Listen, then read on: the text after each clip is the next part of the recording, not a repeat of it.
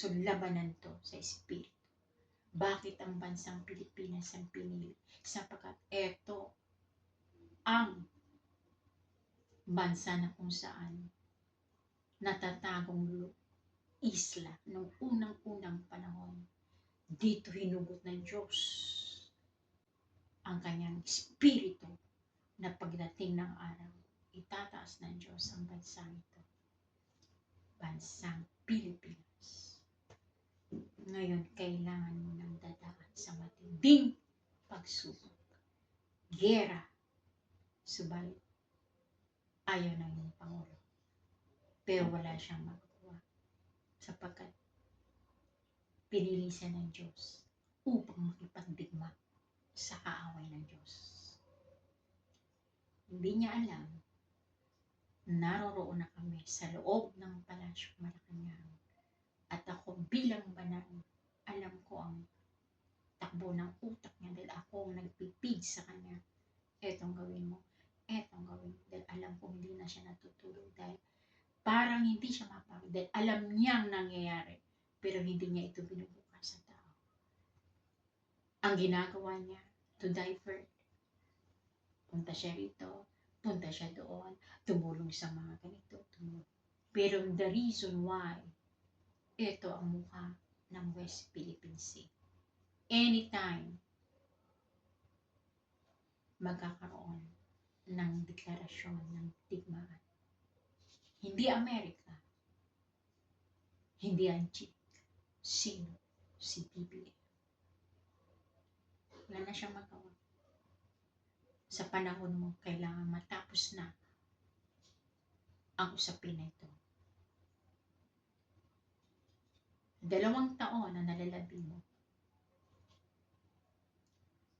ang pakikipagdigma ay ang ding katulad ng pakikipagdigma sa Ruso at yung kaaway niya. Ukraine, hindi gano'n ang digmaan. Ang digmaan ninyo ay oo, yung digmaan nakikita ng tao, yung gano'n na persa ng high missiles. Kita nyo, di ba? Missiles na umuugong, babaksak sa isang lugar, basag ang building. Pero, bag-ag ang missiles, dahil yun naman, o anong gagawin nyo? Sanggain nyo. Ang labanan. Bakit? Ibang digmaan sa bansa ninyo. Iba ang digmaan dito. Unlike sa digmaan ang makikita niyo sa Israel. Dahil hindi ka looban ng Diyos yun. Ang Israel ay talagang kumbaga sa astig. Mata ka talagang kung sa labanan. High power po sila. Walang sino mang makakatalo sa kanila. Kahit konti lang na kalabanin ng Israel, lumalabang kagad sila dahil wala sino mang makakatalo sa kanila. Kami ang pinaka superpower sa larangan ng digmaan. Dapat back up kasi ng Amerika. Kayo, ano kayo? Ako, pagdigmaan, siyempre. Dahil wala kayong kapasidad sa larangan ng mga baril o larangan ng mga instrumento ng pandigma, pero unti-unti na kayo nagbibili ng mga ganyan. Hindi alam ng tao kung saan napupunta yung pera ni BBM. Nagbili siya ng malaking eroplano, nagbili siya ng barko, bili siya ng gano'n. Hindi naman niya kinuha yan sa kaba ng bayan ninyo. Pera niya yan. Ginamit niya yan doon sa kanyang pera ng kanyang tatay na gawin sana ito sa inyo para kayo ay lumago. Subalit, masyadong politika. Kaya ang sabi ng Amerika, ayusin mo muna yan, mga kurap-kurap mo yan. Ngayon, dahil yan siya ang nagsalita, siya ang nag-initiative, ngayon siya bumalik sa kanya. Kasi ganun ang tao. Dahil maraming kaaway siya. Bumalik sa ikaw, masterman, na siya lang naman ay sumunod sa dikta ng Amerika, ng United, yung World Bank. Kasi alam ng World Bank, alam ng World Bank ang story ng Pilipinas. Alam niya wala kayong maipag-itatago sa mga Amerikano, so alam na nila matakbo ng utak ninyo, mga punong monopolizing ng politika. Kaya kita mo, ang China, pumasok, kinuha ano siya ng locally na, o diba, tagumpay, pero, kung hindi ako kaharap, malamang na wala si BBM. Doon sa babae, titirahan siya ng babae.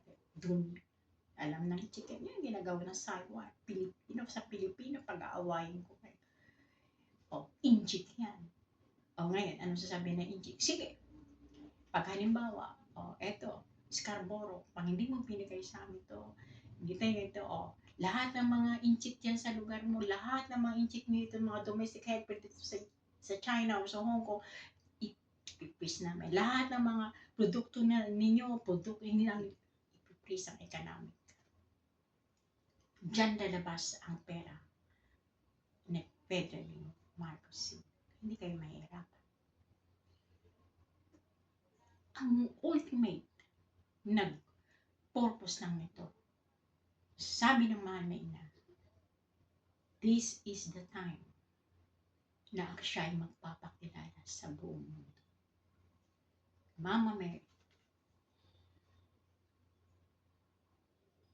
At saan ba nagmula yan? Di ba lahat ng gera? Doon sa Israel, dito kay Russo, lupa, deserto, di ba? Doon ang nagsisimula yung kanilang palitan ng missiles group sa mga building, deserto. Bakit ngayon karagatan? Sa dulong silangan pa. Ang Pilipinas ay nasa dulong silangan. Bakit sa malawak na dagat? Sapagkat yan ang Mama Mary. Kaming mga banal, kaming mga archangels, bubuksan na.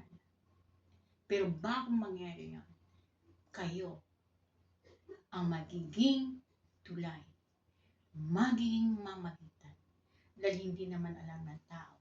Siyempre isipin ng tao, magpapanik. Bibili ng dito, bili kami magutom, hindi kayo bili kami ng ganito, kayo may pagkain pa kayo. Tubig lang.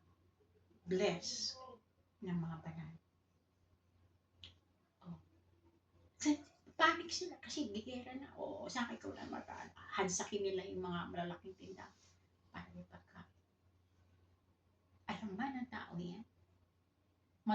Magising ka, matutulog ngayon kami isang araw. Pagkagising mo sa umaga, may mga nagbisa na yung misa. Bakit karagatan? Mag-aan yan magsasagutan yan. Ngayon, doon sa malapit na ng Subic, yung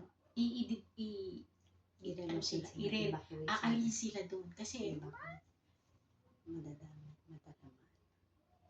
ngayon ang mga Amerika handa-handa na, pero itong Pilipino, itong presidente mo, siyempre ayaw, hindi na siya nakakatulog, stress siya, ayaw niya, pero ang sabi ng ama, gawin niya, dahil lahat ng mga hari na aking inalagay bilang hari o presidente ng bansa, inutusan ko, girahin mo itong mga tao.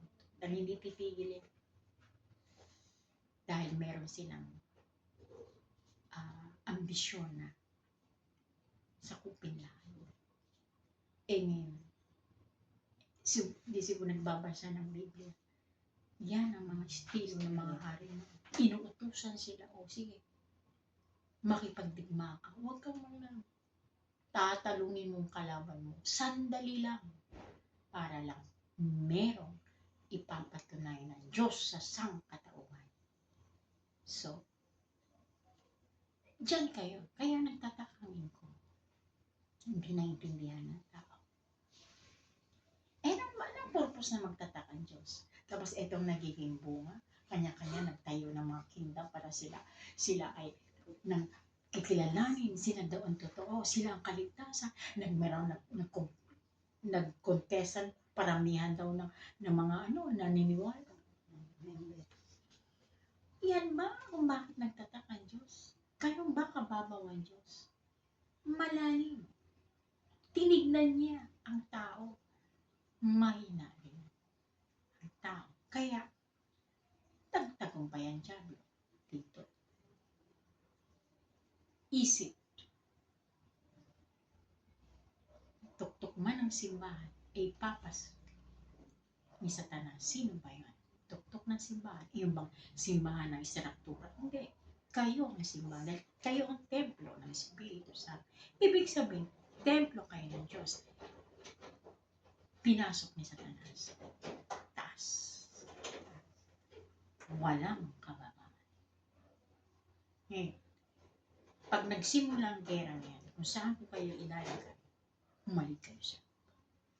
Hindi kayo magbebelo ng blue. Mga peke yan, hindi yan sila mga madre. Ganun kahit sa huling panahon, digmaan na, maghatol, maghusga pa. Plain, belo, plain. Dahil yun ang isip ng tao. Masyado mataas.